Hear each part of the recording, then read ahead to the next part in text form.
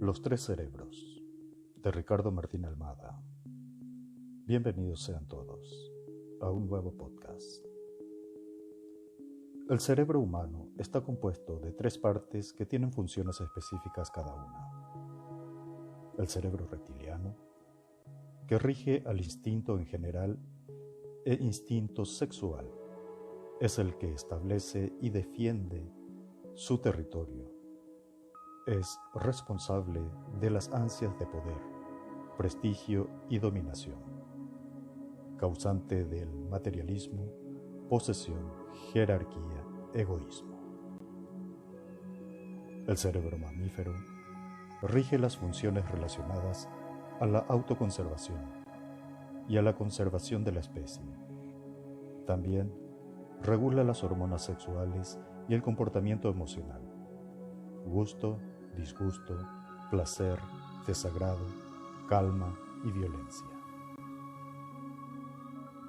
El cerebro neocórtex rige la inteligencia conceptual y la razón. Es el que observa y medita sobre una situación antes de actuar. No se guía por el impulso, sino por la reflexión. Izquierdo, pensamiento analítico, lenguaje, lectura y razonamiento, cálculo. Derecho, la intuición, la creación, la conciencia artística. El humano debe despertar, armonizar los tres cerebros y desconectarlos del ego esquema para realizarse como persona. El humano primate tenía activos solamente los cerebros reptiliano y mamífero. El humano primate actual, que no desea cambiar, está regido por el cerebro reptiliano, que representa el instinto de supervivencia. Este cerebro rechaza todo cambio por considerarlo un peligro a su existencia. Antes reaccionaba a los animales salvajes de su entorno. Ahora reacciona contra los jefes, cambios espirituales, climáticos, de gobiernos, nuevas propuestas políticas, etc. Está atado a lo que ya conoce y ni está en sus planes cambiar para nada. Por ejemplo, ni su religión, ni su partido político, ni su hábitat, ni su club de fútbol. El cerebro reptiliano activa los mecanismos de defensa del cuerpo y el ego esquema, justifica y determina la acción según los condicionamientos que tenga cargados. Cuando se presenta algo nuevo, se activa esta parte del cerebro y le avisa del peligro, activando el mecanismo de supervivencia. Y de acuerdo al ego esquema de cada uno, salimos corriendo, rechazamos o enfrentamos la situación. El reptiliano emite grandes cantidades de adrenalina y todo su cuerpo está en pie de guerra. Nuestro comportamiento inferior está regido por los cerebros reptiliano y mamífero. Cuando no entendemos nada, de nada, es el cerebro reptiliano que está activado y el neocórtex está desconectado.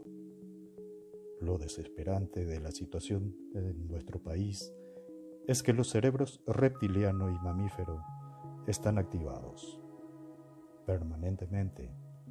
Por eso que casi ya la mayoría es reacio a cambiar y prefieren permanecer en la ignorancia por miedo a lo nuevo. Ejercicio 1. Relájese y visualice en una pantalla mental todos los cambios que desea, para hacerle creer a su cerebro reptiliano que son situaciones viejas y que no representan ninguna amenaza. Ejercicio 2. Relájese y entre en frecuencia cerebral alfa y tome un libro interesante pero profundo, que normalmente no entendía, de filosofía o espiritual, por ejemplo, y léalo. A medida que repita estos ejercicios, sus cerebros se irán armonizando y el neocórtex activando. La finalidad más elevada de la educación es erradicar ese espíritu de resentido que llevamos dentro, el cual hace que boicoteemos cualquier iniciativa productiva y trascendente, solo porque la idea no fue concebida por nosotros. Esto significa que por nuestro ego idiota, elijamos estar todos en el fondo del pantano, antes que seguir a un líder que no haya salido de nuestro partido. Y al reforzar esta actitud sectaria, lo único que hacemos es reforzar el cerebro reptiliano, o sea, la parte primitiva de nuestro cerebro. Nuestra educación debe ser dirigida a despertar la parte cerebral llamada neocórtex, donde residen la parte analítica y creativa de uno. El conocimiento es riqueza. Muchas gracias por asistir. Voz en off, Miguel Yepros.